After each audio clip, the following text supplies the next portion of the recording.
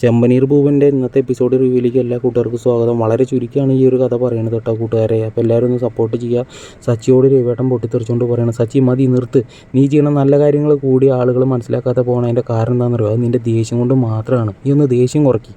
നീ ശ്രുതിയുടെയും ബാധിച്ച കാര്യങ്ങൾ അന്വേഷിച്ച് പോകണ്ട. അവരുടെ കാര്യം നീ അന്വേഷിക്കുകയേ വേണ്ട. മനസ്സിലാവുണ്ടോ? ഞാൻ പറഞ്ഞാൽ നീ കേൾക്കില്ലേ? കേൾക്കാച്ചാ ഞാനിനി ശ്രുതിയുടെ ഭർത്താവിനൊന്നും പറയാൻ പോകണില്ല. പക്ഷേ എൻ്റെ ചേട്ടൻ എന്തെങ്കിലും തെറ്റ് ചെയ്ത് കഴിഞ്ഞാൽ ഞാനത് ചൂണ്ടിക്കാണിക്കുമെന്ന് പറയുമ്പോൾ ചന്ദ്രമതി പറയണേ, കേട്ടില്ലേ രവിവേട്ട, ഇവനൊന്നും പറഞ്ഞാൽ അനുസരിക്കണവനൊന്നും അല്ല എന്ന് പറയുമ്പോൾ രവിവേട്ടൻ, സച്ചി അപ്പോൾ ഞാൻ പറയണതിനൊരു വാക്കിന് നീ വില തരില്ലേ എന്ന് പറയാണ്. അനുസരിക്കാച്ചാ, ഞാൻ ഇനി അന്വേഷിച്ച് പോകണമെന്നില്ല എന്ന് പറയാണ്. മോളെ ശ്രുതി, മോള് ചെയ്ത അത്ര നല്ല കാര്യമൊന്നുമല്ല.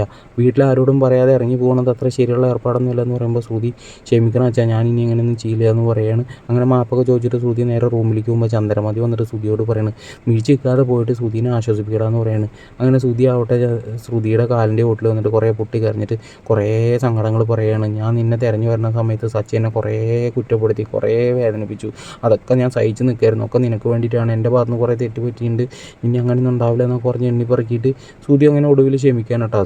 ശ്രുതിയാണെങ്കിൽ ഇതിലും വലിയ തെറ്റ് ചെയ്തിട്ടായിരിക്കണം എന്നുള്ള കാര്യം പാവം ശ്രുതി അറിയണമെന്നില്ല. എന്തായാലും രണ്ടുപേരും കോംപ്രമൈസ് ആയിട്ട് മുന്നോട്ട് പോകാൻ തീരുമാനിക്കണം കേട്ടോ. ഈ സമയം റൂമിൽ സച്ചി രേവതിയോട് പറയുകയാണ്, അല്ലെങ്കിലും കുറ്റം മുഴുവൻ എൻ്റെ തലയിൽ ഉണ്ടാവുള്ളൂ, ഇപ്പോൾ അവർ നല്ലവരായി, ഞാൻ പുറത്തു പോയി എന്ന് പറയാൻ കേട്ടോ. അപ്പോൾ രേവതി പറയുന്നത്, ഇനി അവരെ കാര്യം ഒന്ന് അന്വേഷിച്ച് പോകണ്ട സച്ചേട്ടാ, അതല്ല ഞാൻ ആലോചിക്കുന്നത്. ഇന്നലെ വരെ അവൾ പൊട്ടിത്തെറിച്ചിട്ട് ശ്രുതിയോട് സംസാരിച്ച ആൾ ഇപ്പോൾ പെട്ടെന്ന് ഇങ്ങനെ മനമാറ്റം ഉണ്ടായത് എന്തോ പന്തികേടുണ്ട്. എന്തായാലും അവരുടെ ഭാഗത്ത് നിന്ന് എന്തെങ്കിലും തെറ്റ് കണ്ടു കഴിഞ്ഞാൽ ഞാൻ എന്തെങ്കിലും ചൂണ്ടിക്കാണിക്കുമെന്ന് പറഞ്ഞിട്ട് സച്ചി നേരെ പാവിരിച്ചിട്ട് കിടക്കാൻ കേട്ടോ. അങ്ങനെ പിറ്റേ ദിവസമായി ശ്രുതിയും കൂടിയിട്ട് ഓഫീസിലേക്ക് പോകാൻ നിൽക്കുകയാണ്. ശ്രുതിക്കാണെങ്കിൽ ഇന്നൊരു ഇൻ്റർവ്യൂ ഉണ്ട്. അപ്പോൾ ശ്രുതിയോട് പറയുന്നത്, ഇൻ്റർവ്യൂവിന് വരേണ്ട ക്വസ്റ്റ്യനുള്ള ആൻസറൊക്കെ പഠിച്ചു വെച്ചിട്ടില്ലേ, നല്ലപോലെ പെർഫോമൻസ് ചെയ്യണോട്ടെ, ഈ ജോലിയെങ്കിലും കിട്ടണമെന്ന് പറയുന്നത്. അത് പിന്നെ പറയാനുണ്ടോ, ഈ ജോലി ഉറപ്പായിട്ട് ഞാൻ മേടിക്കും. ശ്രുതി വിഷമിക്കേണ്ടെന്നൊക്കെ പറഞ്ഞിട്ട് ഇങ്ങനെ ആശ്വസിപ്പിച്ചിട്ട് രണ്ടുപേരും കൂടി പുറത്തേക്ക് ഇറങ്ങി പോകുന്നത് എങ്ങനെയാണ്. അപ്പോൾ വളരെ ചുരുക്കി പറഞ്ഞ് ഞാൻ ഇഷ്ടമായി ഒന്ന് ലൈക്ക് അടിച്ച് സബ് ചെയ്യണേ.